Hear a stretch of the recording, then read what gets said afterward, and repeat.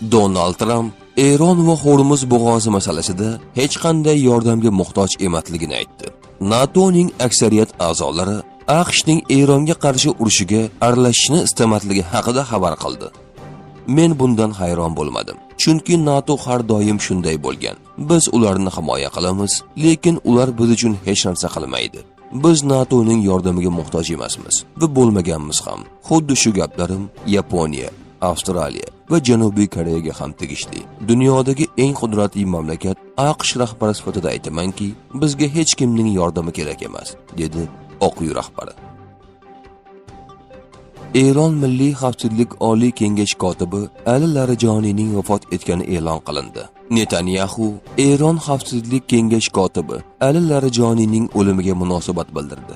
Biz xalqqa hukumatni yo'q qilish imkoniyatini bermoqchimiz. Hammasi birdaniga bo'lmaydi, oson ham bo'lmaydi. Ammo biz agar qat'iyat ko'rsatsak, eronliklarga o'z taqdirini o'z qo'llariga olish imkonini beramiz. Biz Ko'rfazdagi amerikalik ittifoqchilarimizga yordam beryapmiz. Biz bilvosita va to'g'ridan-to'g'ri harakatlar orqali yordam beramiz. Oldinda hali ko'plab kutilmagan hodisalar bor, dedi Isroil bosh vaziri. Ukrainalik mutaxassislar allaqachon Birlashgan Arab Amirliklari, Qatar, Saudiya Arabistoni va Kuvaytda hozirda 201 ukrainalik Yaqin Sharqda Fors ko'rfazi mintaqasida, dedi Ukraina rahbari. Menda iPad bor. U yerda osmondagi har bir nishonni, frontdagi vaziyatni va hatto o'ldirilgan har bir dushmanni real vaqt rejimida ko'ra olaman. Agar biz amirliklardagi shahidlarni to'xtatishimiz kerak bo'lsa, biz buni qila olamiz. Agar biz Yevropadagi shahidni to'xtatishimiz kerak bo'lsa, biz buni qila olamiz, dedi Ukraina rahbari.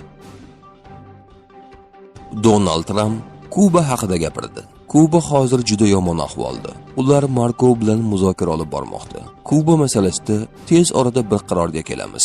Trumpning Fors ko'rfazidagi muvaffaqiyatsizligi AQShning Kubaga hujumini tezlashtirishi mumkin. Endi AQSh va Isroilning Eron muammosidan qutulishning ikkita yo'li bor. Eron hokimiyatiga sulhga ko'nadigan qandaydir shaxs kelmaguncha rahbarlarni o'ldirish yoki bu o'xshamagan taqdirda katta muammoni boshqasi bilan yopish. Aynan mana shu yopish mumkin bo'lgan va AQSh uchun harbiy amaliyot o'tkazish uchun ancha oson bo'lgan bir karta qolmoqda. Bu ham Kubadir. Yevropa ittifoqi Eronga qarshi harbiy harakatlarni boshlash qarori haqida oldindan ogohlantirilmagani uchun Qo'shma Shtatlarga Hormuz bo'g'ozida xavfsizlikni ta'minlashda yordam berishdan bosh tortdi, dedi Finlandiya rahbari. Trump Ali Larijoniy haqida gapirdi. Aslida ularning yuqori lavozimli vakili kecha o'ldirildi. U namoyishchilarning o'ldirilishi uchun javobgar edi. Ali Larijoniy siyosiy faoliyati davomida muhim lavozimlarni egallagan. Jumladan, Eron parlamenti spikeri sifatida ham u yadro dasturi va Xitoy bilan muhim kelishuv bo'yicha bosh muzokarachi bo'lib ishlagan. Rossiya bilan xavfsizlik masalasi bo'yicha muzokara olib borgan va fevral oyida o'ldirilgan Eronning oliy rahbari Ali Xomaniy nomidan yanvar oyida bo'lib o'tgan keng ko'lamli norozilik namoyishlari paytida vaziyatni barqarorlashtirish uchun mas'ul bo'lgan. Kim Chen In agar Yevropa va Qo'shma Shtatlar Rossiyaga to'g'ridan-to'g'ri hujum qilishga jur'at etsa, ularga qarshi yadroviy qurol ishlatishni buyurishdan tortinmasligini aytdi. Larijoniyning boshi uchun $10 million mukofot belgilangan edi. Biz esa buni tekinga amalga oshirdik, dedi Isroil tashqi ishlar vaziri. Biz hali ham Mushtabo Xomaniyni ko'rmadik. Bu Eron rejimi uchun yomon holat boshlanganini anglatadi. Rejimni faqat Eron xalqi ag'darishi mumkin.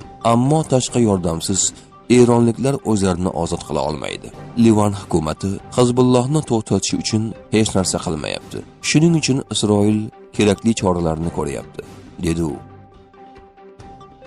Trump Eronning AQSh urushida g'alaba qozongani uchun Hormuz bo'g'ozini to'sib qo'yishni adolatsizlik deb atadi. Bu ularning tomonidan ham adolatsiz. Biz allaqachon g'alaba qozonganmiz. Ularning qilayotgan ishlarini davom ettirishga haqqi yo'q, deya ta'kidladi u.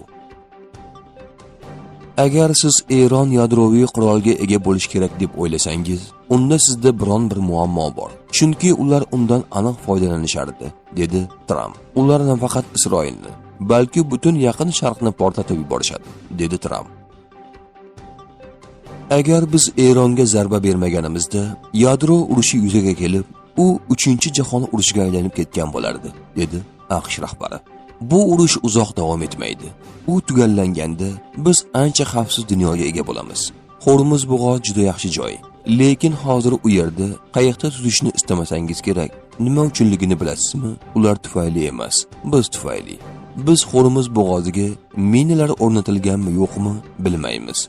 Lekin bu haqida o'ylashning o'zi milliardlab dollarlik kema egalarini qo'rqitadi. Men urush bo'lishini barchadan ko'ra kamroq xohlayman, dedi Amerika rahbari.